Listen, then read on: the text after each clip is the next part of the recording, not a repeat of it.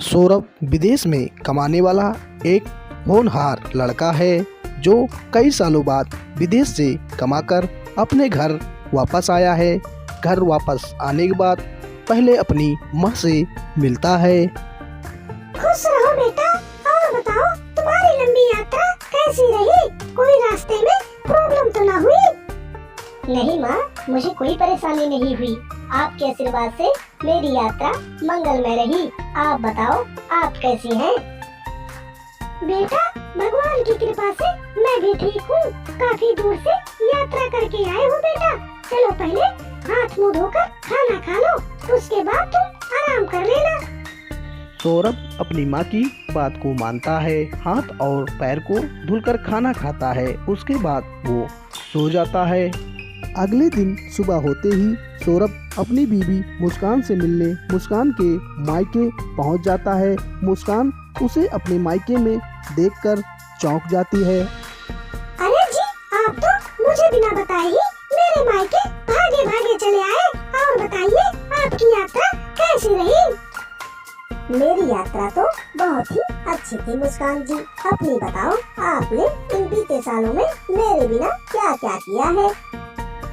क्या बताऊं जी, आपकी याद में मैंने रातें गिन गिन के काटी है, लेकिन अब रातें गिनने का टाइम खत्म हो गया। मुस्कान और सौरभ दोनों प्यार भरी बातों में डूब जाते हैं और एक दूसरे से प्यार करने लगते हैं। मुस्कान और सौरभ दोनों प्यार करते करते चारपाई पे सो जाते हैं। कुछ दिनों बाद सूरज की सुनहरी किरणें पृथ्वी की लालिमा को बढ़ा रही थी। सौरभ अपने घर में अकेले सो रहा था। तभी मुस्कान अपने प्रेमी साहिल के साथ में हाथ में एक बड़ा सा चाकू लेकर कमरे के अंदर आ जाती है और साहिल से बोलती है, अरे साहिल डार्लिंग, हमारे प्यार के बीच का यही रोड़ा है। हम इसे खत्म कर देते हैं और फिर इसकी सारी दौलत पर हमारा राज हो जाएगा। फिर मैं तुमसे शादी कर लूंगी।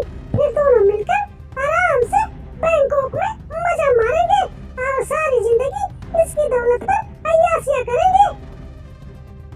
अरे यार, ये तो नेवी का सिपाही है। अगर हम इसे मार देंगे तो हमारे लिए कहीं बड़ी मुसीबत ना खड़ी हो जाए। ऐसा करते हैं, जब ये ड्यूटी पे चला जाएगा तब इसके पीठ पीछे मिलते रहेंगे और दोनों इसकी दौलत पर थोड़ा थोड़ा करके मजे मारते रहेंगे। बस साहिल बाबू, तुम मुझसे इतना ही प्यार करते हो। मैं तुम्हारे लिए अपने पति को मारने को तैयार हूँ, लेकिन तुम मेरे लिए अपने सिर पर एक खून का इल्जाम नहीं ले सकते हो। कल के हमारे चक्कर के बारे में इसको पता चलेगा, ये मुझको जिंदा मार डालेगा। तब तुम क्या करोगे? अरे मुस्कान, मेरी बात समझो। अगर हम इसे मार देते हैं, किसी को भी भनक लगती है तो हम जिंदा नहीं बचेंगे। सारी जिंदगी जेल में चक्कियां पीसते मिलेंगे। साहिल डार्लिंग, चिंता मत करो। ये अभी दारू पी के सो रहा है और मैं इसकी दारू में नशे की गोलियां मिला दी थी, जिससे ये कई घंटों तक नहीं उठेगा। और हम इसे मार के ऐसा ठिकाने लगाएंगे कि किसी को पता भी नहीं चलेगा। साहिल मुस्कान की बात को मान जाता है और सौरभ को मारने के लिए तैयार हो जाता है। उसके बाद मुस्कान सौरभ की छाती में छुरा भोंक देती है, जिससे सौरभ तड़पने लगता है। अरे मारे, मेरी बीबी ने ही मुझे मार डाला। अब मुस्कान सौरभ के 15 टुकड़े कर देती है। उसके बाद एक छोटे से ड्रम में भर देती है। उसके ऊपर से साहिल सीमेंट का प्लास्टर कर देता है। अरे साहिल, क्या दिमाग लगाया है? अब तो ये गमले जैसा लग रहा है। कोई नहीं जानेगा कि सौरभ की इसमें लाश पड़ी है। अरे मुस्कान डार्लिंग, ये तो कुछ भी ना है। मैं तुम्हारा प्यार पाने के लिए कुछ भी कर सकता हूँ। कहो तो चांद पर से कूद जाऊँ। मुस्कान और साहिल अपने प्यार को मजबूती देते हैं। उसके बाद सौरभ की लाश को ठिकाने लगाने के बाद देश विदेश घूमने निकल देते हैं।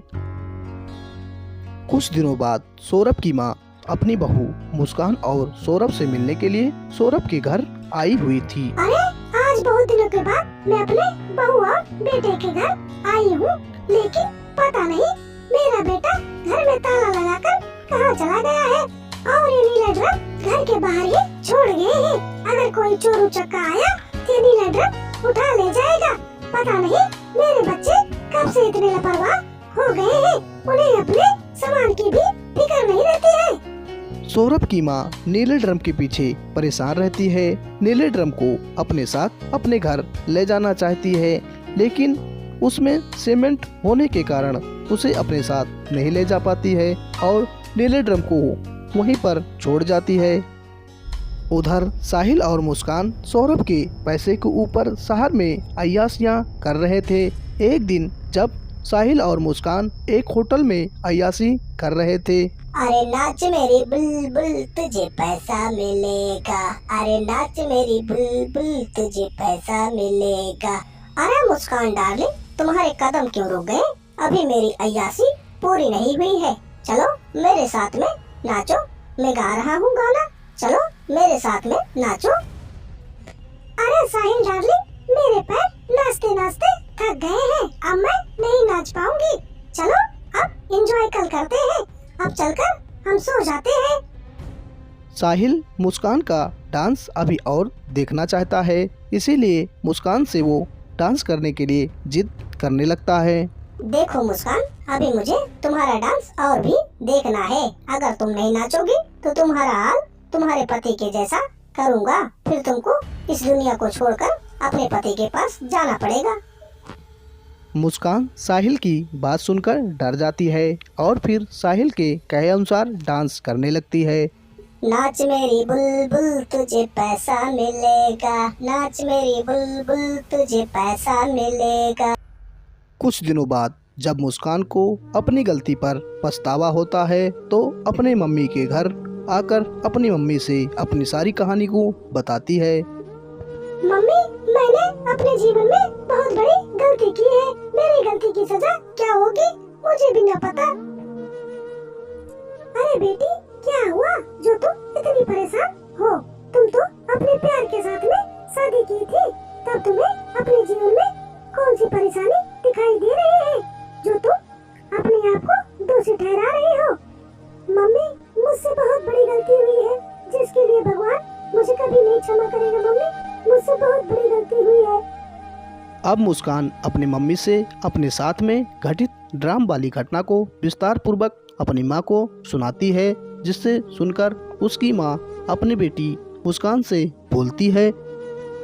देखो बेटी, तुमसे बहुत बड़ा पाप हुआ है। तुम अपने पापों के प्रायश्चित के लिए अपने आप को पुलिस के हवाले कर दो, जिससे तुम्हारा पाप धुल जाएगा और सौरभ की आत्मा को शांति भी मिल जाएगी।